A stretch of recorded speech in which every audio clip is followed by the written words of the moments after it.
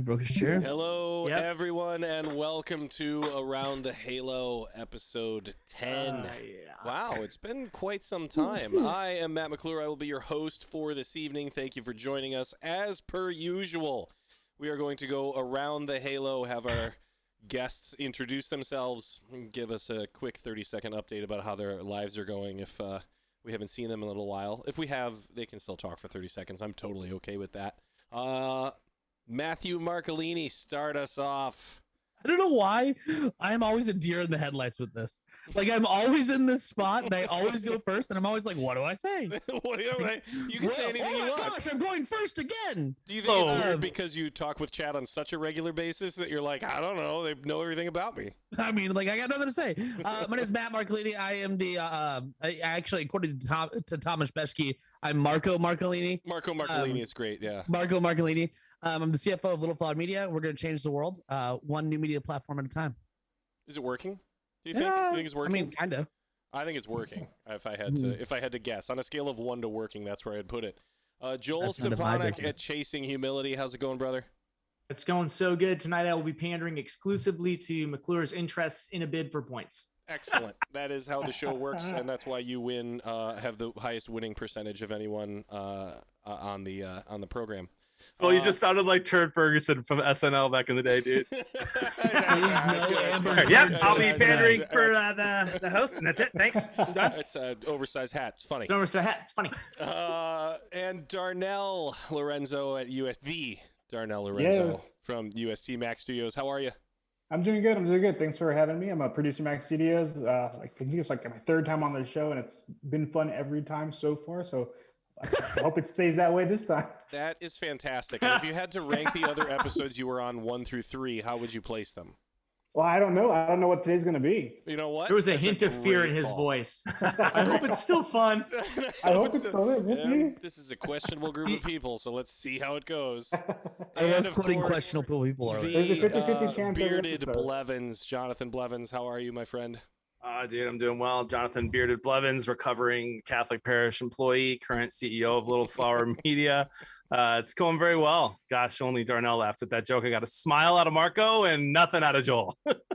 Joel's known you too long. Joel's very aware. He's true. It's true. Aware. I'm excited. I love this. And Bridget is in the chat right now. She loves Joel's background. So I'm just very excited for tonight. We've got a lot of people who said this morning on the stream that they're going to be here tonight for the first time, and they're here. So welcome. Awesome. Welcome to everybody. Quick piece of housekeeping, just so everyone understands. We are on Around the Halo tonight, which means that the notifications are off on the channel, but we do appreciate all the support and the first-time chats and the follows and all the stuff that goes along with, that normal Twitch thing. And, of course, tonight all of these guests will be giving their takes, some of them hot, some of them not, based on a variety of topics that we have agreed upon in advance, and I will be doling out points that don't really matter, except for me to keep track of who I like the most. So this is an uncomfortable popularity contest, much like a presidential election. We are going to go right in to our first topic tonight. We are going to go around the Halo in the same order in which we introduced ourselves, so starting with Matthew Marcolini, and we've got a big one. Interest rates increase. So the Fed came out and said that they were going to be manipulating some interest rates, which apparently is totally legal and something that they can do. Objection, leading the opinion. Sustained. And so the article that we had read was basically a clarification on the idea that this was not going to be an immediate process, and it's not, with this like pinpoint accuracy and certainty that they're able to shape everyone's financial future, but more of a broad theoretical topic in which some markets will be affected and others will not. So, Matthew, let's start out with this one. Is this a giant scam? Yes. Next question. Yes. Excellent. Okay. 1 billion points for you. 5 points for me. Well, no, I mean, it's gotten to the point where Janet Yellen and Powell, just so evidently have no idea what they're doing. She's like, yeah, we just greatly, misidentified all of the inflation that was going on. That was my brother-in-law, sorry. But we just kind of missed it entirely. We just didn't think that was going to happen. I mean, we're going to see $20 ice cream in our lifetime. It's gotten so insane to the point where the Fed is just they can't pour water out of a boot with directions at the bottom, it seems like. Yeah, Powell saying this could work. this may work. It's like, great. Well, you're supposed to know. You're paid to know. All right. That's your job. Like, there's some days, right? You're not allowed to have a bad day. Airplane pilot. Thank you, Chris Rock, for this great joke. You can't have bad day as an airplane pilot or a cop, right? So neither should the head of the Federal Reserve. Fair. That's fair. That's a good solid take. Joel, speaking of $20 ice cream, have you ever been to Cold Stone Creamery? Because I feel like we're there already. But I don't know. Have you ever gone to those places where they like sing if you tip and do that whole thing? I have. Yeah. I don't just like it, love it, but I gotta have it. I love me some Cold Stone ice cream. It's been a minute since I've been there, quite frankly, because there are better ice cream places in Phoenix, Arizona, as one would expect there to be in a desert where it is currently 106 degrees. As I am reading these stories, I think one of the things that we all need to come to terms with, and Marco hit this on the head, I want to expound upon it, is that you need to let go of the fact or the thought that these people are experts. They are perhaps educated and know something, but they are sincerely at times making it up as they go. And that is just part of living with government. And maybe it shouldn't be that way, but I would maybe posit that it's probably always been that way in some way, shape, or form. Now, if you want to do well in our world, I think there's a couple of things you can do to sort of bulletproof yourself from these things. You can't bulletproof yourself from inflation, but stop taking out credit cards. Stop putting yourself in debt. Stop finding ways to spend money that you don't have. Part of the reason why we're in these issues that we're having these challenges is people are outspending what they make. They're living beyond their means because I don't know what they're chasing. But if you want to at least do something to maybe be a little less affected, don't go into debt. Get out of debt. That's my pitch here. It's a solid take, advice. And it's good advice. Darnell, when we talk about this kind of stuff, I'm always reminded of the concept that I believe the American dream to be that of a financial one rather than of ideals. Like, I firmly believe that when people are like, the American dream, it's always like, you can own your own business and be really wealthy and do all the things you want to do. Nobody's ever like, I'd like to be poor in America. Do you think that holds true in discussions like this? Yeah, absolutely. I think, the main reason people immigrated was for an opportunity to take care of their family. And I think you still see that as the case when people are coming over now, whether that's legally or illegally. Oftentimes they're pulling money together to send back to family and an opportunity to do better for them. So I agree. It's mostly financial. The ideals of freedom of religion, freedom of speech, all those things. Yeah, that's cool. But none of that means anything if you can't provide for your family. So I agree with that. Fair and well said. Mike, Jonathan, I know you have a lot to say on this topic, so I've saved an extra 5 minutes for you to just go on a long rant about all the things having to do with the Federal Reserve and interest rates. Go ahead. No opinion. Next question. It's Joel mentioned in Joel's advice something that struck me. Don't take out credit. When I was 21 years old, I had like a $5,000 credit limit, and I spent that all in like 3 months. And I'm not kidding you. I was making minimum payments. There was a time in college I called my mom at a bar and asked her to transfer money into my debit card because I'd maxed out my credit card already. And so and the very next day, you know what I did? I applied and I got $3,000 extra of credit, even though I was making minimum payments for the 6 months leading up to that. Then I got married and my wife took over my finances and life has been good ever since. My point is that the fact that people can go out and get these credit cards and get these loans that they're never going to be able to pay off is also part of the problem. We're just handing this out everywhere, and then it becomes impossible to live anywhere, that especially any place that you want to maybe raise a family in a safe area, or maybe perhaps you want to make every area safe. These things are just impossible the way that it's working. And so I don't know the word for this, but I think we should start over. I don't know how you can start over. I'm sure you can't. I'm sure there's some political word for that Marco might know. That we've tried it, but burn it all to the ground and start all over somehow without ruining everything. I'm not gonna get there's this club. Hey, John, there's this club I'll tell you about after the call. I'm not supposed to talk about it. Rule one. Oh my gosh, what did I just walk into? There's a movie. There's a movie about that very concept. Of a movie and club book that we can't talk about. Is it Fight Club was about that? You ruined. You didn't watch that whole movie? I need to rewatch the movie. Does anybody have 1,000,000 points? I'm sorry, I need to rewatch the movie. I feel like it's a deduction for him. Yeah. It was. This is always a fascinating discussion. I appreciate you guys taking the time. Can I just clarify? I'm way more of a monarchist than a socialist. I just want to clarify. Yeah, I understand, because you like it when the leader is allowed to do funny ceremonial stuff. Yeah. Oh, yeah, I get it. goodness. All right, moving along to topic number 2. And we have the cancer cure, I Am Legend. This is a big one from Marco within chat over the past couple days. An article came out in which a cancer treatment that was being tested did kind of provide, I would say, a bit of a miracle result in the idea that every person that was on the drug went into remission in this small case study. And then Marco said, isn't that the start of I Am Legend? Like, didn't they release a cancer vaccine and then everybody turned into monsters? Which I understand where it's coming from, because the idea of just kind of rushing through these drugs when they see some type of potential treatment, and that there could be potential harmful, effects because we're so close to the, the emergence of the science, so to speak. So what do you think about this one, Joel? Is this something that you fast track and you just go like, it showed some results, so let's just, lightning as quickly as possible? Or are you concerned about the zombie apocalypse? I'm not concerned about the zombie apocalypse. I love the fact that we're doing this. Like, for years, we've been talking about how do we figure out a cure for these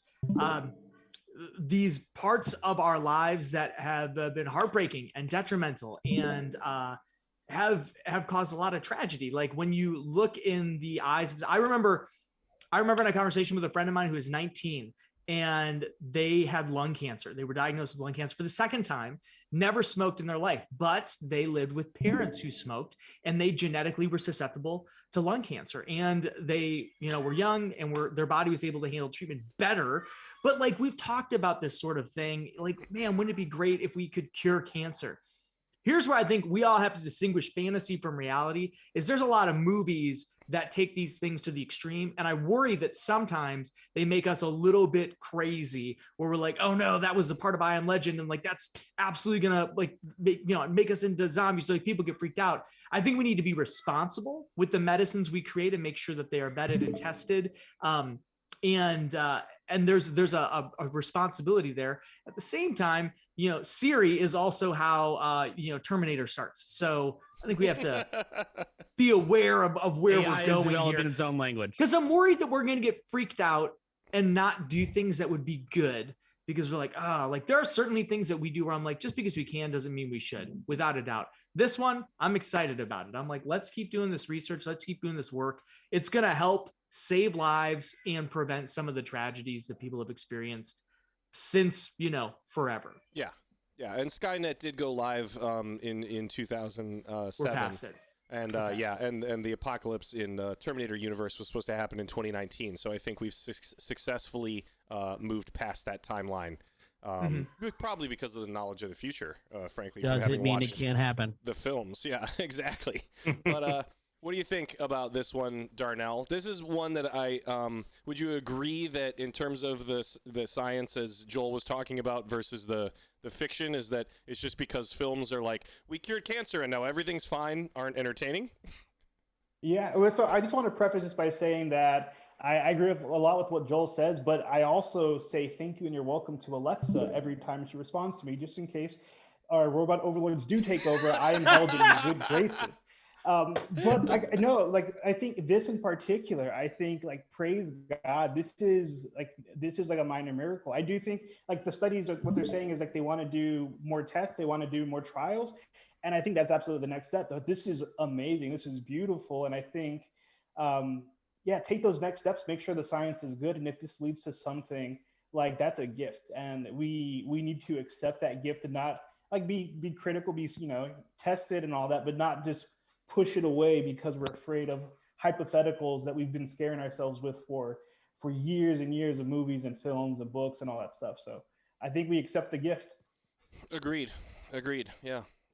John, I don't remember if this was one of the films that you had seen or not when the reference came up. Is this one that you've seen? That feels like a dig. No, I'm actually asking because Definitely is a dig. I've seen this one. I believe it's one of the 144 movies I've cried in. Okay. When the dog got hurt. I still can't watch dog things. Yeah, that's right. Okay, you're right. This did make our top 3 most sad dog moments in all of film. Yeah, we talked about it on stream. But in terms of the outside of the animal cruelty that is involved in that film, the cancer cure like being pushed too fast? Do you think that's possible? I mean, we have to be careful. If people are willing to volunteer for an experimental treatment, go for it. Like, why not? If they're going to, and we have a reason to believe that it might work. One thing I find interesting about this whole thing, though, I know there are different forms of cancer, different types of cancer, different severities of cancer, but maybe I'm reading too much into it, but I just look at, you Google it, just Google cure cancer. The first 4 articles that pop up, all of them just say, all cancer patients in drug trial are cured for the first time. Experimental cancer drug appears to cure every patient. Tumors just vanished. Cancer patients now in remission after drug trial. This is all great news, by the way. Only one of them says that they all had rectal cancer and they all had very similar stories and they're all doing well now. That's great. But we jump to like, the cure for cancer is here. And I get it. I get the excitement. Cancer is horrible. And most of us have been affected by it in some way, impacted by it in some way. And it's bad. So I go for it. We need to be careful, I think. But I do wish that we would just tell the whole truth instead of getting people maybe overly excited. Because if I was somebody, I'm an optimist like crazy. If I read the first headline, I'd be like, oh my gosh, Jody, if I had cancer, I'd be like, I'm going to live. This is great. We can maybe slow down a little bit there, but celebrate the good. Do I think this is going to be some type of I Am Legend? No. But do I think that there will be an apocalyptic weird event in our future? 100%. Yeah, that's fair. Yeah. Probably based on zombies, based on what we've talked about in the past. So that's definitely your thing. Always zombies. Also, just remember that in 1665, the government used to tell people to smoke cigarettes because they thought it would cure the plague. So yeah, there was all kinds of stuff having to do with cigarettes. Like women who were pregnant should smoke because then they would have easier births because baby would have low birth weight. Like there was a whole crazy amount of stuff involved in that. So maybe we'll try not to make that parallel. Here's a parallel that I want to talk to Marco about, though. We haven't discussed the correlation, or I guess we should say the differences between being willing to push through a cancer treatment drug versus pushing through a vaccine for, say, the COVID. Thoughts? So, I mean, I think there's kind of a variety of different takes, right? Like, obviously, like the cancer cures, right? I Am Legend is a very specific drug for a very specific mutation on a very specific type of cancer, right? And I think one of the things that we have to be really careful with, especially looking at medical treatments, and I think we get brought up into every societal issue, right? Whether it's racial relations in America, whether it's the poverty levels that are rising, what have you, right? We are never going to attain a utopia where all these things are fixed, right? And we have to really look at the means to which the ends, that the teleological expression of the means to the ends, right? Some of these trials are so radically hard on people's bodies, and there's such a radical human cost to it, right? I'm not saying don't do the trials or don't do the experimental drugs, right? Like somebody very close to me was one of the people that like really tried to push through the right to try, right? If there's an experimental drug, you're gonna die, and you're young, and you need to take those extraordinary means, right? That makes absolute sense. But I think sometimes in our society, we get so obsessed with postponing death, right? I mean, my dad died of pancreatic cancer, something very close. Obviously, he was diagnosed 3 weeks after my wife and I got married, and died 3 months later, right? I think that's something we have to wrestle with as a society, right? Is that, look, death is painful to us because it's unnatural, right? Man was not made for death, right? Death is a consequence of the fall, right? It sucks, but we're not going to get rid of it. And I think we need to have that understanding when going into these things about medicines, specifically in relation to these things that are radically difficult. Now, granted, one of our best friend's wives just had to go through 6 rounds of chemo, and people died to create that drug, right? They willingly put themselves in harm's way, right, to save themselves, but also they willingly made that sacrifice, knowing that they could be seriously harmed. And there's something truly beautiful about that. And I think we have to be really careful with utopian thinking. And I think when we adopt that, and I'm not saying Joel was adopting that at all. I think he made the sufficient caveats with that too.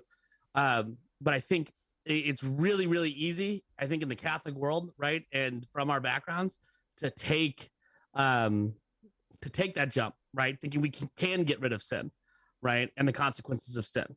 When in reality, so many of our problems are sin problems, right?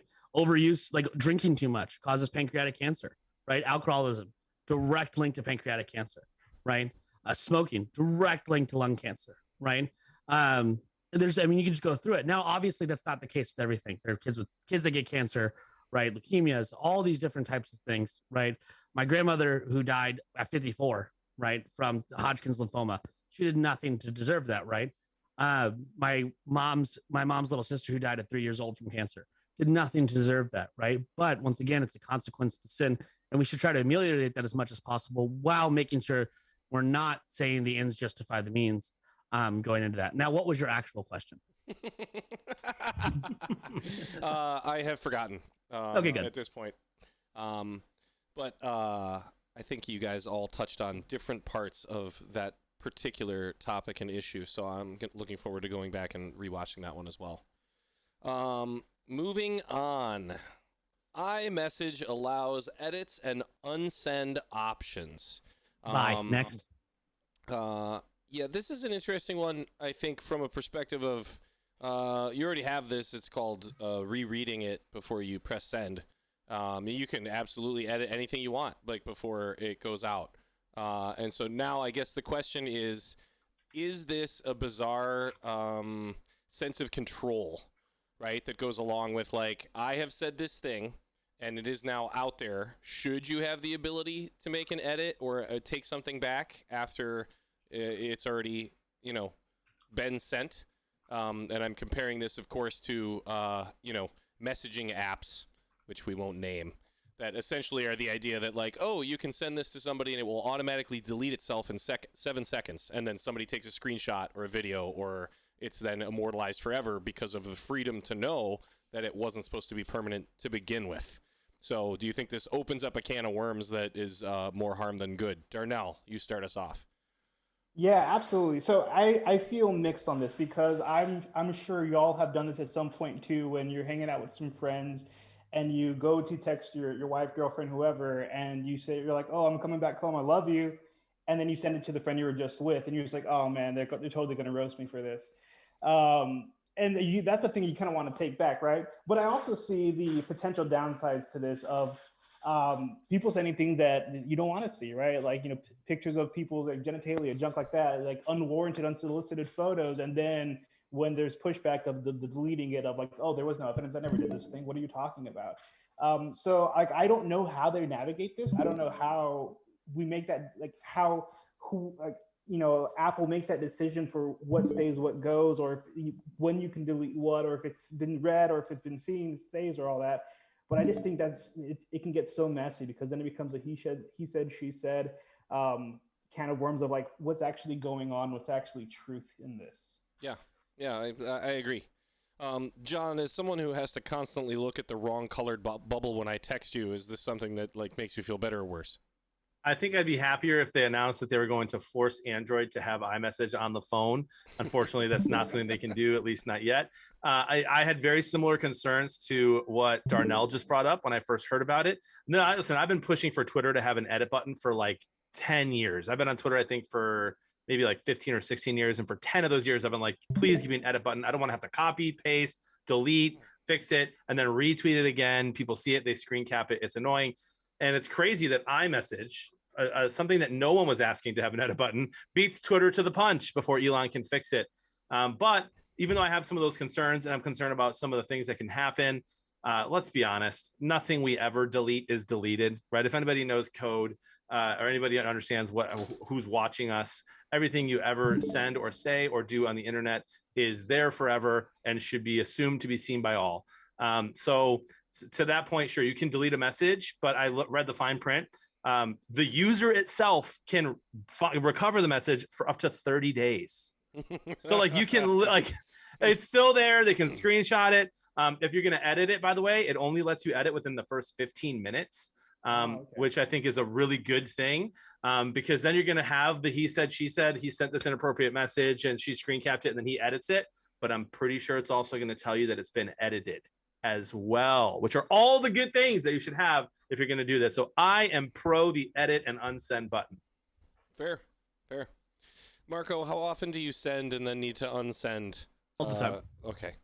All the time. No, you can finish your question. Sorry. No, that was my question. In terms of like, how much would you personally find use of this adjustment to iMessage? All the time, because I accidentally send the wrong thing to people all the time. But I think to Darnell's kind of question, like, where's this? It's always there. I mean, like even with Snapchat, right? Like those files are still kept on the phone, even though they're deleted. And they're still, and Snapchat keeps them on the servers too. So they like, even though they say, I mean, they said for a long time they didn't, but then found out that, I mean, that's just a par for the course with all these tech companies. Oh, we do blah, blah, blah, blah, blah, blah, beepity, boppity, boopity. Oh, wait, we do the exact opposite and lie to you about it. Great. Right. Thank you, technological overlords, for ruining the world. But I mean, I don't think it's going to, I mean, if you can only edit it for the first 15 minutes, it says it's edited and still saved for 30 days, I mean, and honestly too, I'm pretty sure that, that carriers as well can, bring those back up as well. And if anything, if somebody says a message, you can tell in the actual like reports that somebody sent a multimedia message, even if it's deleted. So you still have a trace of that. Now you may not have evidence it was an inappropriate photo or something, but you still have evidence that it's a multimedia message. And if there's text surrounding it, you can one would be able to reasonably assume what it is, right? Yeah, that's fair. And this is the part of the show where Joel's going to hit a home run because he knows that this is not the first time that Apple has done something shady like this before. Right, Joel?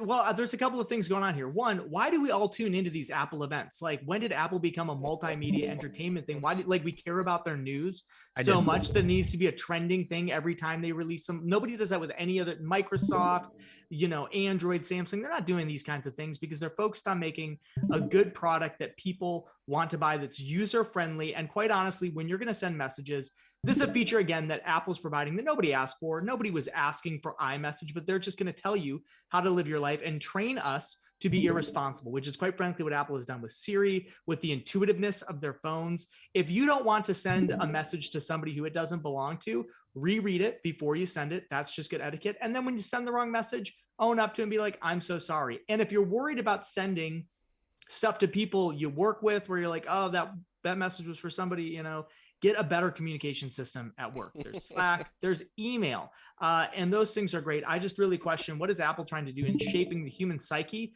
to be a little bit more irresponsible? Because I think really that's what this is all about. You can unsend emails. Joel, that felt very personal. That was an attack on me, wasn't it? Do you remember that story? Very, very good, Joel. No, actually don't. If you really don't remember? If you talk a little faster, I mean, I wasn't able to give you points fast enough, really was the problem as throughout that entire answer. So can I just say that you can tell the story? Can I just say, I'm going to tell the entire story, but can I just say that while Joel and I worked together, there was someone that was in our office that I sent him a text message about that I meant to send to him, but I sent to that person. And that text message was not a very kind thing that I did or said. And so I immediately asked that person for their phone. I said, do you trust me? They're like, yes. And I took their phone and I went in and I deleted the message that I sent. And Joel, you have to remember. So when you were like, if you're trying to talk about someone at work and you accidentally sent it to them, maybe you should have, but we did that, bro. I'll text you about it later. Oh, I was roasting my brother-in-law for getting a mullet. I don't remember that at all. Right at the beginning of the mullet era. Right. And I'm like, Paul's hair is mullet, boomer talk. Right. And I sent it right to Paul, not my wife. It's a wound that hasn't. I've grown. That was a long time ago. I have not. That was a long time ago. That was 6 months ago. But that was Thursday. Okay, moving along. Twitter bots, real or fake news? I feel like when we get into these technology discussions, we have these moments where we're like, that seems pretty obvious. Like, we're concerned about people that don't realize that that's something that doesn't occur, much like the government's reading your emails and text messages. You're like, yeah, I'm nervous for you that you didn't think that was happening. You should have been behaving that way the entire time, Mom.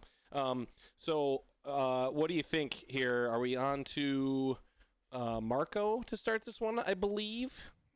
If you think our technological overlords are telling us the truth about absolutely anything, or that we're enriching Jeff Bezos's profiteering off the welfare state through the use of Amazon and Twitch, you are gravely mistaken, my friends.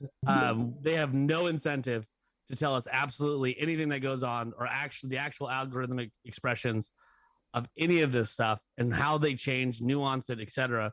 Because the whole point is to keep you angry, because that leads to the most engagement, right? So just go look up people's mentions, some of these really famous people. I mean, you can literally copy and search, Control F and search the tweet, and you'll see hundreds of repeated tweets from people that have 7 followers, 11 followers, right? or that accounts were just created in the last few months. Any of these things, right? People, there are organizations, right, that don't have the same like beliefs that most people in the world do. Not beliefs, but like moral codes, right?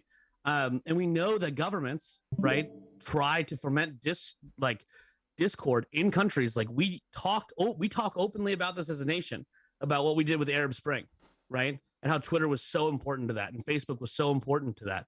Right now, good things came from it. The overthrow of Mubarak is obviously in Egypt, is arguably a good thing, right? But it's a serious thing, right? Like the use of bots and the use of these things. Like we have to know, like Twitter's a fake place, right? Like when somebody wants to go after somebody and make something trend, they can easily bot farms exist. You can just and they're really sophisticated. And the only people that have any insight into how the engine runs, right, which is pretty much the public square now, are the people who own it, right? Is the board of Twitter, who we know aren't actively working in our best interest, and we know, right, do some pretty shady stuff, like publicly talked about, like shady stuff, right? So my take, that's it. That's fair. Joel, do you think that part of this being an issue is based on our own development or lack of development as a society, where Twitter is placed on a level of importance that is about 12 notches above where it should be in people's lives? I think that's a really good point. And I as I've thought about this, and I come back to this all the time with these platforms, we made them what they are. We fed into them. We continue to consume them. We continue to be actively engaged in them. And I maybe hold more of a rose-colored view than other people would, and maybe it's naive. I just don't think that, I think there are very few people who act with explicitly nefarious means. I think that most people really believe they're the good guys. In fact, I saw a quote a while ago from a CIA agent, and they were asking her, about kind of the common denominator in different conflicts that she's been involved with, and different groups of people, and different, we would say villains or bad people. And she said the common denominator across the board is everybody thinks they're the good guy. Like nobody is like Jack at Twitter. I had a conversation with a friend about this. He believes that what he does with the algorithm, with maybe curating news, with how they have different policies, is in the best interest of the world. Now, are there people who are twisted and maybe more nefarious? Without a doubt. But I think on a whole, everything starts out with people thinking this is a good thing. And then we feed into it and we engage it. And then there are bad actors who get into it. But even those people are like, well, no, we're using it for the right reasons. And I think that's cause to sort of discern, how do we engage with these things? And do we have the power to pull back? Because we do. But it would take a pretty big mass of people to pull back. Isn't that what Aristotle says too? That everything acts towards the good, right? Even if it's a misperceived good. Yeah, right? I 100%. I think that's what happens here. Is all of these tech companies, or even to our point about Apple, is like people are thinking we're making everybody's lives easier, but then we get out a little bit and we're like, I didn't think it was going to do that. And we're just like we talk about fast tracking some medicines, maybe it doesn't have good consequences. We've fast tracked a new age of how we communicate, interact, and be people, and we're seeing the side effects. Fair. 20 points for Joel. Darnell, when you start getting into the vein of Twitter, or I guess social media in general, good fly swatting there, Marco. Do you feel like there is an appropriate amount of weight put on people that in real life versus any random handle that could be out there in the social media world, right? I mean, did you feel that from a societal level, people get just as upset with some random face, right, and a little blue check mark of some comment that they disagree with, versus like a friend of theirs who they happen to read a tweet from and instead go like, oh, that's a really good point? Like, I mean, where do you think people draw that line right now? I don't know. I think it's so much easier to be upset at an abstract, right? So like so-and-so with a blue check mark who you don't know in real life doesn't affect you the same way. So it's easy to dislike what they say, to hate them, to want to malign them, to want ill for them, because they're not people that you see in your daily life. Whereas like people who you see on a day-to-day basis, whether they be friends, coworkers, people you see, whatever, who have different belief systems, like you're more inclined to be a little gentler, because like, are you going to say all that stuff to their face? Like, nah. So I do think that separation makes it easier for us to be like, they're not me, they're not us, they're not my community, and I don't want anything to do with them. And in real life, it's just harder to do that because these are the people that are in your area that you're stuck with for all intents and purposes. So I think that is one of the downsides of social media. Like, yes, it connects us to so many people, but it also gives us access to so many concepts of people who aren't people because we don't know them. And it's easy to kind of negate them because of that. It's easy to dehumanize somebody you don't actually know. Right. Or, John, in this particular circumstance where we're talking about bots, Darnell's point becomes incredibly valuable because if you're trying to tick somebody off or get a group of people to be rageful about some particular topic, and you're more easily angry at someone who's not real, then using a Twitter bot would seem like a great idea in terms of manipulating a group of people or a culture into that kind of flurry of negativity. Agreed? Agreed. Yeah, correct. You got it right. Objection, leading the plaintiff. Agreed. I have a lot of takes on this, man. So many. Where do I want to start? Elon says that there are more bots than Twitter is claiming. Is that true? 100%. 100% that's true. If I could gamble on that, I would put all that I have on it. That Twitter is not being honest about how many bots there are. Do bots play an everyday role in a majority of the Twitter user experience? No, they don't. They care about the verified, and even then, they care about the verified who are in politics. My brother gets some bots for sure, and definitely a lot of trolls. But people aren't botting him unless it has something to do with the political issue that he says something or tweets something about. So I do think there are tons of bots. It's annoying. It needs to be fixed. I don't know how to fix it. It doesn't surprise me. The people that use them for bad reasons doesn't surprise me either.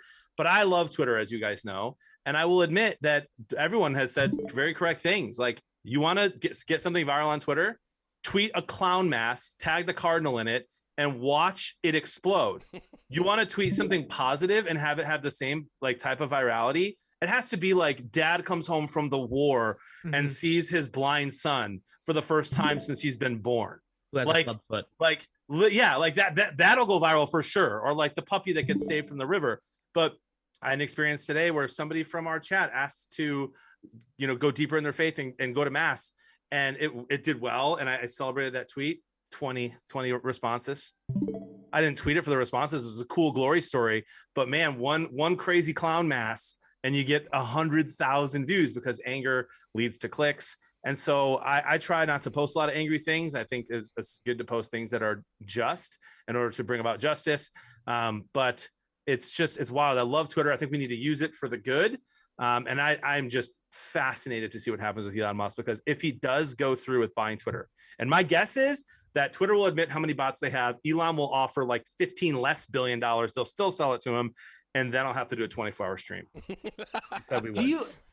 As you're saying that though, do you think, again, just flipping the perspective, is part of the reason why, is it anger or is it a perceived sense of activism? Because I'm wondering that as you're talking, is the idea of oh, these things get higher retweets, higher likes, higher interaction. But that means the definition of anger though.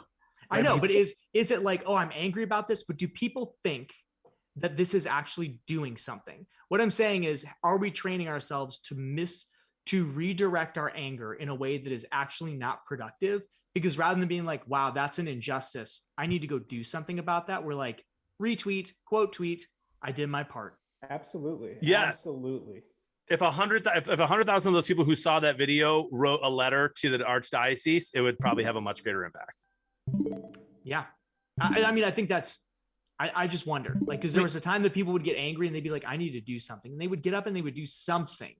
But now I think it's oh, I changed my profile picture, I tweeted this thing, whatever, and that's enough. And man, I think the thing though, to say that the bots don't affect the everyday usage of Twitter. I mean, they are noticeably affecting things that trend. Right, which causes other people to interact with them. It's not just bot attacks, right, which we know happen, right? But it's more subversive than that. It's these accounts that don't actually exist, tweeting about stuff, using hashtags, pushing a specific narrative, right? And that's a huge issue. right? Because they are literally governments, right? Like Five Eyes, like the intelligence sharing thing that we're a part of with New Zealand and a few other countries. Like all of these major countries are talking about these psyops, which used to be like literally stuff that you'd find in like a novel, right? And that's what's so scary about it. I mean, I do think though, like if we look at like what the definition of anger is, you see an evil and seek to overcome it, right? I think that they see, I do think, Joel, they see something that makes them angry, right? And the immediate reaction, the only thing, because our society is so consumerific, right? It's a new word I just made up. Consumeristic, whatever that word should be, you know what I mean? Because it's so instant gratification. The only thing they can do to satisfy that need, right? Because they're never going to actually take the step to do it, which is to write that letter John's talking about, is to smash the retweet button, right? It's the only thing that they can do. And I just think it's put us in such a place. And I think you're entirely right. Like we have to really discern, like G.K. Chesterton talks about in What's Wrong with the World, that we can turn back the clock, right? When he's talking about Hudge and Grudge and the two different things going on, that we can turn back the clock. It's just going to be extremely difficult too. Yeah. Right. And I think we can. I just think it's going to be really difficult. Yeah.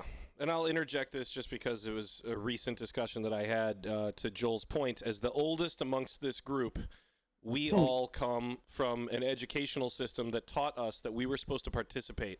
It was part of our grades. It was out there. You need to speak up. Even if you're wrong, I'm not judging you on that. I'm just judging you on having a voice, right? You can get an A in this class if you just participate in the discussion. And now social media, in the words of Bo Burnham, is the market solution for a group of people that were raised to participate all the time with anything. Whether you have something intelligent to say or not is irrelevant.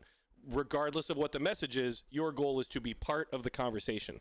And so now we've got all these people that like angry, not angry, positive, negative, doesn't matter. We're just like, that's what you do in order to be a successful member of society. So it is a dangerous place that I would consider us to be in at this point, because I don't think that our children in a very broad space are taught to have the same concern about the social media ramifications that I think we were, right? I think we were all raised on Netscape Navigator in a lab somewhere at some point that had a total lockout, and you were taught what to do and what not to do, and certain parts of this were dangerous, and like there was a slow dipping our toe in the water as the technology came on board, and now it's just like, oh, you're 10 years old and you don't have a YouTube channel? What's wrong with you? I digress. Wait, can I clarify one thing? Yeah, go for it. Well said, by the way. Oh, thanks.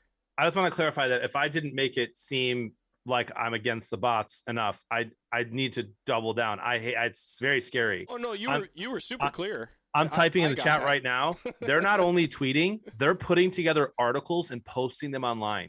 The number, if you type in Bearded Blevins and then any normal question, you like Catholic, you're gonna get a bunch of Catholic articles. You type like Ninja, you get a picture. You type in Bearded Blevins like net worth, which is what most people type in on Google, by the way, or Bearded Blevins like salary, or Bearded Blevins, any of those things that you type about someone.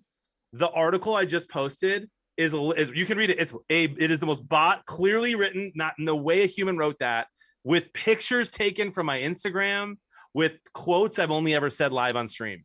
How creepy is that? I digress. Can we talk about the picture of you? I don't even know where that's from. I don't even know where it's from. That is an awful picture. But dude, scroll down. I'm not kidding. For the first time ever, I said that I was of Welsh descent for the first time ever, just like a couple of weeks ago on Twitch. Never tweeted about it. Boom, it's in there. Boom, there it is. Wild. Oh, there it is. Bots are writing articles. Be wary of what you read. Agreed. All right, good discussion there, you guys. Really, really well done. Next topic. NFL action against Deshaun Watson. So he is at a place right now where he has been accused by several dozen people of sexual misconduct or assault or a whole host of things. Currently no action by the NFL or his team. Is it the Browns? The Browns. It's the Browns. I'm pretty psyched that I got that one and didn't have to look it up. From this perspective, and I know we've talked a little bit about this before, perhaps not as in-depth, NFL action should be taken before or after convictions? Is it not something that the NFL is concerned with because that would affect revenue? Like, where's the tipping point, you think, on this one, starting with John? Ooh, man. So we live in a society, right, where we are innocent until proven guilty. And right now, no one has indicted him, right? They've chosen not. In fact, the last time they chose not to. But here's the thing. We're not talking about one accusation. We're not talking about 5. We're not talking about 10. We're not even talking about like a starting like basketball team coming together and saying, let's get money from Deshaun Watson. We're talking about now 24 accusations. And as of an hour ago, it's been reported that over the last 17 months, Deshaun Watson has had 66 different massages from 66 different women. Like if you look at that as a normal person with good morals and you think innocent until proven guilty, I don't know what to tell you. And if you look at that and you think that he should still be able to play, but that Kaepernick shouldn't have because he knelt, I don't know what to tell you. Like, was I a fan of him doing that? No. Do I think Kaepernick is as good as Deshaun Watson? No, I don't.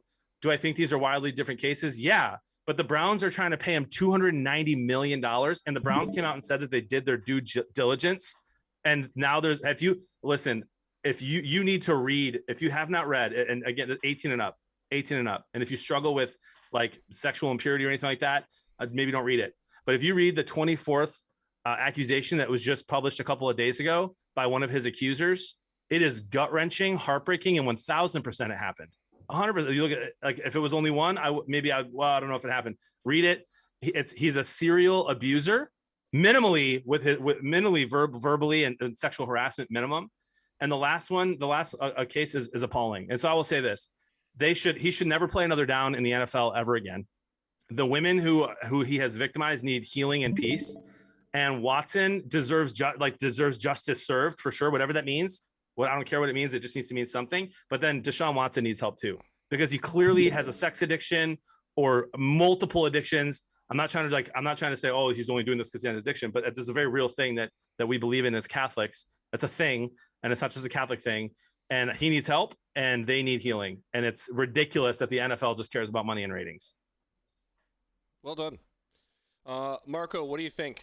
NFL taking action at this point appropriate? To what level?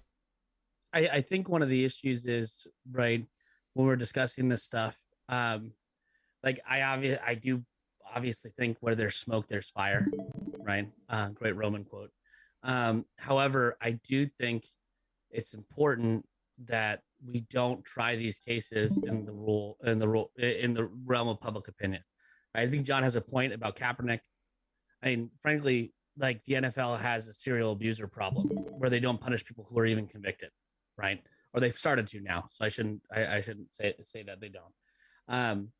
I do think, however, like putting somebody on administrative leave, right? Because they're representing your brand, right? If somebody, right, if somebody at Little Flower Media or one of our other companies, right, was accused of something like this, the first step would be like, okay, accuser, like, or whatever, like victim, right?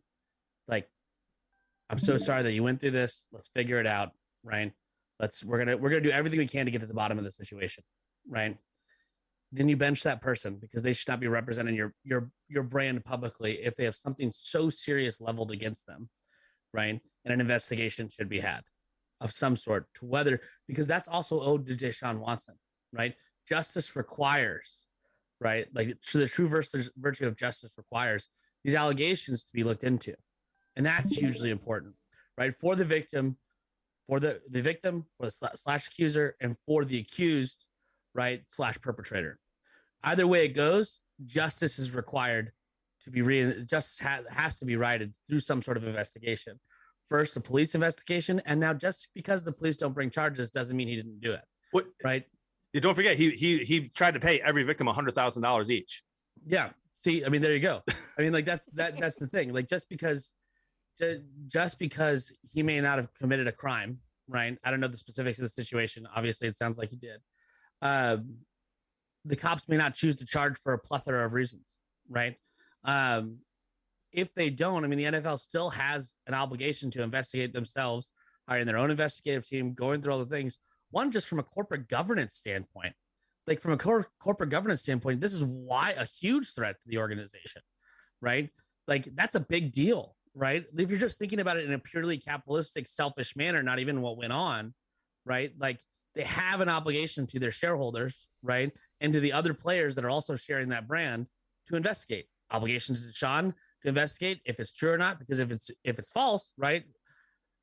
Obviously not going to be the case here. But if it is, that has an obligation to be made known and put into the public sphere. And if it's true, right, then you can make steps to restitution, to getting these women the help they need, right, and they deserve through being victimized, obviously by somebody who needs serious help. Yeah, I totally agree with you on all points. So here's a curveball question for you here, Joel. Scenario: he is convicted, right? Not where we're at this point, but it goes to a court, and he is convicted of X number of assaults. And what is required of the NFL is that he is fired. The NFL pays out what his salary and compensation would have been as settlement to the entire group of victims. And that is what the policy is of the NFL moving forward, to send a message that this is both going to hurt you, your brand financially, if these people aren't managed, and to other players, that it will be the end of everything that they are trying to achieve. I then saw a response to that was like, great, you've just created a situation where some low-grade group of people can all get together and be like, yeah, this is what happened, and we're all going to stick to our story so that we can have some kind of payout. Where do you fall on, some type of scenario like that if you're talking about justice? Yeah, I think the difficulty with that scenario is that it would be very difficult for a group of people to make that much of a concerted effort to conspire against someone without that being found out. The more people you add in, the more difficult it is to maintain secrecy, especially if you're talking about people who are not trained in that type of operation, right? What if they were all bots on Twitter? See, and maybe they're all bots on Twitter, which is quickly discovered, right? I mean, right. And maybe they're using Apple's edit feature to trace their tracks. But again, it was said earlier in discussion with Apple's edit feature that all of these things are still stored. So if you do an investigation, it's going to go through servers and messages and emails, and it's going to go back to cell phone providers. You're going to find all of these trails. I don't think that a group of people the size of, say, the people who are accusing Watson of this are going to be able to just collaborate in such a way without being caught, which again sort of leads to a lot of folks saying, where there's smoke, there's fire, and we have a group of victims here who have been hurt seriously by this person. I don't think a policy like that is going to encourage copycat behavior. And I think even thinking that way can be really damaging to people who are victims, because it kind of sheds always a suspicion of oh, you're doing this for the money, you're doing this for the fame, you're doing this to damage somebody's reputation. And then there's always that suspicion versus first hearing somebody and saying, okay, we can say, I think you can hold in tension the idea that, okay, in a court of law, somebody is innocent until proven guilty, but somebody's also a victim when they come forward to me. I can hold that tension and say somebody's making an accusation, and so I'll treat that person as a victim from day one versus saying, oh, I'm going to treat them as suspect and I have to vet their story. And I think that with that type of, you definitely do have to vet. Great. I think you're right. Right. But I think to say that, that runs the line of saying yes, you can be compassionate, but also say at the same time, yeah, the compassionate action to victims of real abuse is vetting stories to make sure that Correct. You don't have things, that you don't have false accusations out there. Like we see, just look at what we just went through as a collective society, having to witness and hear about the crazy events of Johnny Depp and Amber Heard, right? So yeah. So I retract what I'm saying. I agree. No, that's fair. Yeah. So Darnell, in the line of this discussion, in terms of what Marco and Joel just said, I do think that we are currently in a place, partially because of what Marco just mentioned the Amber Heard, like Johnny Depp situation, is that I think people rush to an immediate judgment based on the most minimal amount of facts in situations like this, right? Like I think it can become a baser instinct even that's like, I like this person or I don't like this person, and so I'm immediately going to be suspect versus victim, that in the way that I'm treating this, and I think people struggle with that. Would you agree? Yeah, absolutely. I do think people are more likely to give benefit of the doubt to somebody who they know, somebody who they like, somebody who they identify with. Yeah, I don't know. We just need to be, I think we need to be more critical and be more aware of what biases we may hold individually. And when we do hear the accusations, be willing to listen and be willing to understand and be willing to be open enough to consider a separate viewpoint, even though it goes against somebody that we might see as a close friend or somebody we admire or an idol or whatever that case may be. But I did want to talk about what you mentioned about your hypothetical of the NFL, the responsibility of the NFL, the doling out the remainder of that contract. I think that's such an interesting proposition. I think it's corporations of like responsibility for their employees, especially when their employees have such a public facing role. Like, yes, they are brand ambassadors for the NFL, for whatever company that might be.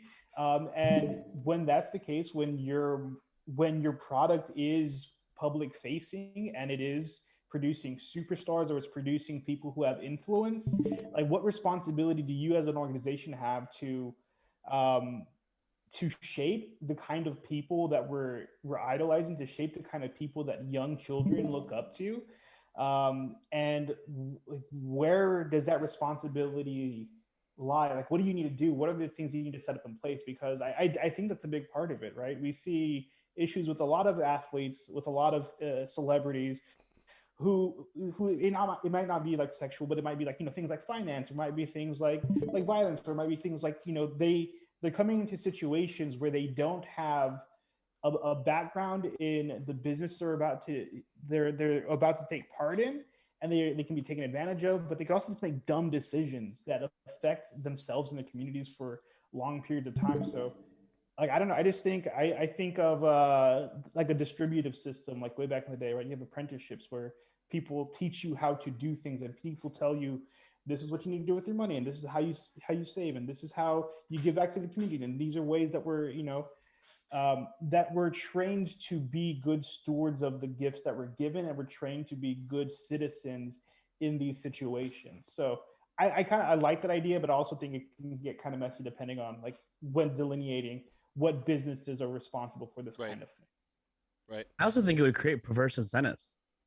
Mm-hmm. Right. I think it would create like entirely not perverse incentives, but like opposing incentives. Right. Because then you actively have the corporations not wanting to pay out that money because they're like, that would be an issue in and of itself. And I think like when we are holding these like proceeding in compassion, right? Evan actually made a really good point that history has been more that we've going through history, right? We've talked about these false accusations and stuff like that. However, history would show that it's typically the ones that are making real accusations that are trodden on the most. It's usually not the people in power with false accusations. That's usually more the outlier. And I think there's something to that. And I think that's why like we have to hold these things in tension out of respect for the people who actually have gone through, that are going through these situations and are real victims of real crimes, even if just because the cop, once again, like I can't underscore this enough, like our system is based on like that 1,000 guilty men would go free if instead of one non-guilty man going to jail, right? So they're not charged, like whether or not charges are brought doesn't mean whether or not an immoral action occurred, right? Or something terrible happened or a grave sin happened. And I can't underscore that enough. And the way as an American society, we say, oh, charge this person, oh, charge that person. I mean, they got super lucky with Derek Chauvin right? Charging him with murder too. Like super lucky that he got convicted of that, right? And just because people were like, "Oh, we need to up the charges," it's like, no, like there's a grave sin that happened.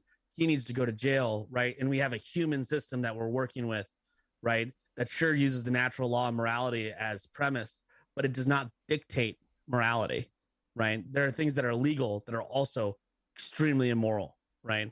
So, yeah, my take. Yeah, that's fair. It's discussions like this that occasionally come up with horrible things ruining a variety of people's lives that I get to have with my oldest sons, where I'm like, compared to situations like this whole no sex until after marriage thing is starting to look pretty good, isn't it? I'm gonna make an executive decision here. We're gonna go one more topic. Great discussion tonight, but we're running a little bit long. We're gonna finish with this. Is Amber Heard now a victim of cancel culture? So the rumor that's going around right now is that she's being cut out of the film in which she has already shot part 4 in Aquaman sequel, and the question that was brought up was the idea of, is this not the same type of concept that we have dealt with in the past versus, I know cancel culture has kind of a broad topic at this point, which is why I thought we would throw it out there. So Joel, let's start with you on this one. No, and I have a fairly broad view on this, and I've expressed it here before. At the end of the day, these brands, these companies, these studios, they are making decisions that are in the best interest of what is going to make them money. So right now they're looking at everything that happened, the very public trial, and they are saying it is not going to be well received if we put this person in our movie. And if that means we have to go back and take them out of scenes, if that means we have to cut them out, if this person gets blacklisted in Hollywood, that's what happens when people are making decisions based on what will make them the most money. They don't owe anything to this person. And even if they do, they may have actually said, we know that she's going to sue us. That's happened before, where a particular movie star, actor, actress has been cut out of a movie or not had things satisfied in a particular contract that they agreed to, and they've sued the studio. That might happen. Amber Heard might sue the makers of the movie for whatever, and they may have calculated it's better to pay her out than take the hit that we will have negative publicity for this video. So like when it comes to this sort of thing, I and again, maybe my hot take tonight, I don't know if the cancel culture exists. I think that people get upset and they try to use their voice to make an opinion and in a way that they're going to be activists. At the end of the day, I'm like, people have a decision for what they can do with their platforms, their movies, their publications. And I don't know that she's a victim of cancel culture. I think there's just the reality of consequences that happen and fallout, and it is what it is. Yeah, fair.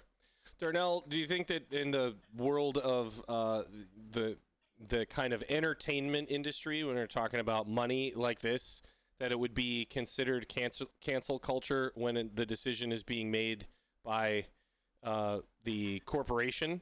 Because I've always considered cancel culture, at least in my viewpoint, to kind of be like a group of people, consumers, that disagree with whatever the situation is, tries to use their collective power to affect change in some way. Is that fair assessment? What do you think? Yeah, I think that's pretty fair. I mean, I didn't see any.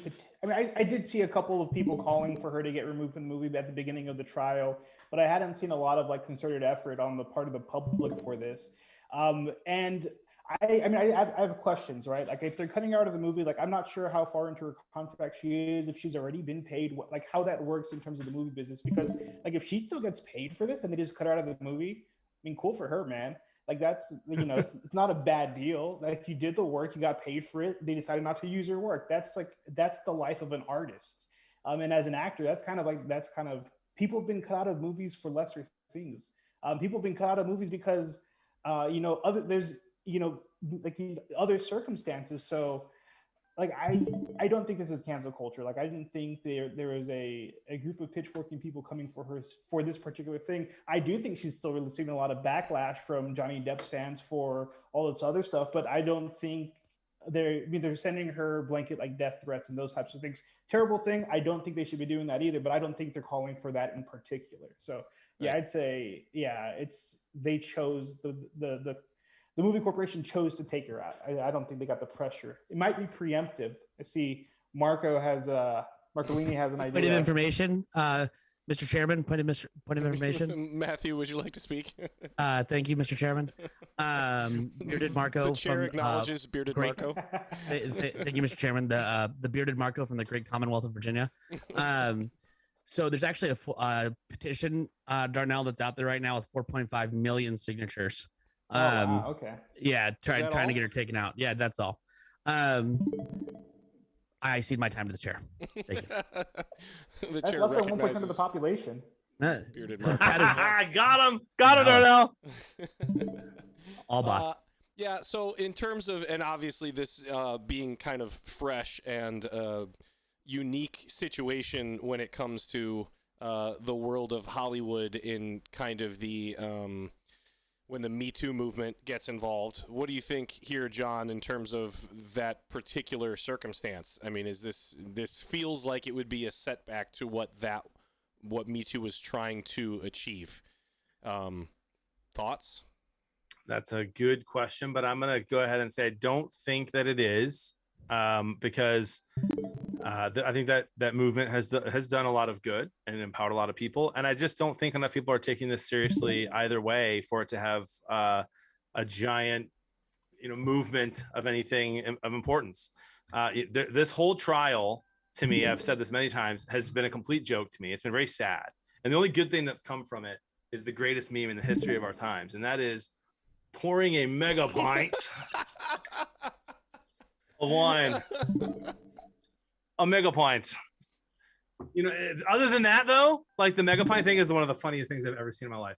But I watched some of the TikToks like that of the trial, and I've watched Johnny Depp admit to sending wildly verbally abusive messages, like really messed up stuff that if you said, John, write the weirdest crap you could think of, I wouldn't be able to come up with it.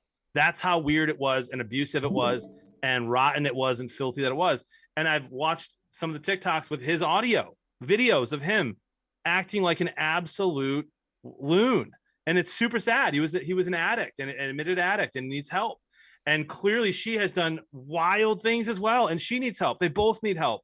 Do I think that he should have won the case? I do. But do I think that they're both really sad and need help?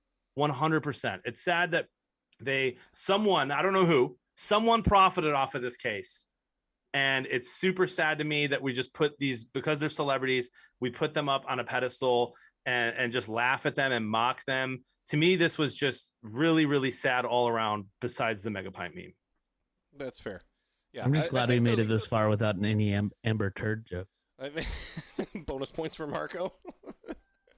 My question for Marco was going to be like, Marco, did you want to make an Amber Turd joke? And so I win. You're already in. But seriously, when it comes to this particular topic, when there's these like high profile people involved, and obviously a whole bunch of people are coming out on top, whether it's the ratings of whoever is televising the courtroom scenes or the lawyers themselves, trying to obviously make a name for themselves, with everyone seems to have done successfully. Like how is this a win for anybody? It's not. I mean, it's terribly sad for everybody involved, right? I mean, like, and what's even worse, I mean, first of all, I agree with Joel's take. Like, freedom of speech doesn't mean freedom from consequence. However, there has to be some protections in some, like, there has to be some sort of point where you, like, say, I believe in Jesus Christ, and you get fired, right? Or like whatever, like you're a Muslim or what, any of these things, right? There is that freedom of association. So where's the line? And it's a question I don't really have an answer for, because I really do believe like there's a freedom of association enshrined in the Constitution, and a freedom of speech and a freedom of religion, and all in these specific protections. One, not to protect the big guy, right? And Mark Zuckerberg, of all people, has a really great point on this. Like, when Facebook starts censoring things, or like in using their algorithm against like Donald Trump or whatever, right, to push down misinformation, whatever your opinion may be, he's like, look, the person it does not hurt is Donald Trump. The person it ends up hurting is the little guy, right? Typically marginalized communities, smaller communities that don't have a voice, right, get pushed out to the side. I think with these celebrities, to your actual question and not just being a politician like I am and answering the question I want to answer, when we're dealing with these things, like having experienced family members of mine going through this before, where things are taken wildly out of context and celebrities are signing petitions to get certain people fired and actually succeed in getting people fired. And it's like, I mean, it's just, there's freedom of association. It sucks, but it is what it is. I think the Me Too movement, there's an immense amount of good bringing light to situations where guys thought they could act in a certain way. And frankly, women too, right? Like this was not just, we make an assumption that is a really unfair assumption, right? To a lot of guys who've gone through a lot of bad stuff. There are a lot of women who came up who got accused during the Me Too movement too. Like, yes, it was obviously more prevalent for one of the genders, for one of the two sexes, excuse me. But there's something really important about it to talk about. And when we're dealing with these, there's no winner, is what I'm saying. There's no winner for anybody other than Camille Vasquez, who's now a family household name as a trial attorney. Now, granted, she deserves every moment of that, because even though as I'm deriding this public mockery of justice in America, I'm like, did I watch it? Yeah. There were some hilarious moments, and that's what's so sad about it, right? We're to a point in society, right, where our justice system and the things we hold dearest that are supposed to protect the marginalized, the downtrodden, the oppressed, right, have turned into a complete show, right? And the emperor has no clothes. And not only does the emperor have no clothes, but neither does his court, nor the jester, nor the people serving the court, right? So that's my diatribe. Yeah, that's fair. Good takes. All right, you guys. Well, I want to compliment you on another fantastic show tonight. It was a well-fought battle, and in many cases, I forgot to give points, so we're going to have to go ahead and declare Jonathan. I'm just messing with you. It's just a joke. Jonathan Bearded Blevins, our winner of Around the Halo. Yeah, buddy. He will now get 30 seconds to discuss or rant about anything that he chooses, any topic of his choosing. He can say whatever he wants. He gets an uninterrupted 30 seconds, and your time starts now. Link the book. I would like you to go ahead and check out what I have just posted in the chat over a dozen times. I'm bad at counting. That is my good friend and best friend, Joel Stepanek's website. He is an amazing speaker, an amazing strategist, teaching people about leadership, an amazing disciple, an amazing author. His books for sale.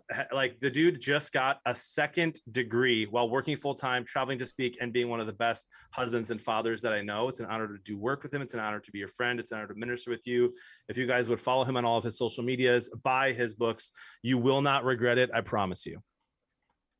Wow, that was a tight 30 seconds that just went entirely into Joe I Stepanek too am good at public speaking and never run over. And never run over. Amazing.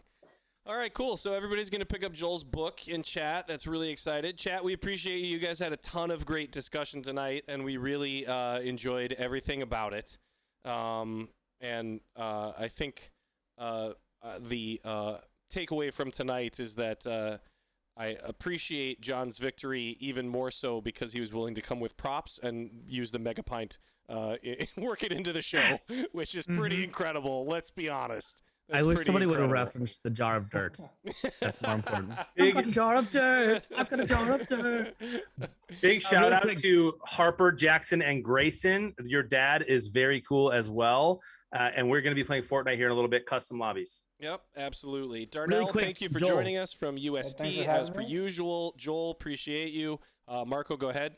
Where's it better to buy the book, on Amazon or Ave Maria Press? Either one, but you'll get it quicker on Amazon probably because you get the time. Amazon it is. Sweet. Awesome. You can also get it on Kindle. All right, you guys, customs coming up after this. John is going to take back over the stream. We appreciate you, and we will see you next time.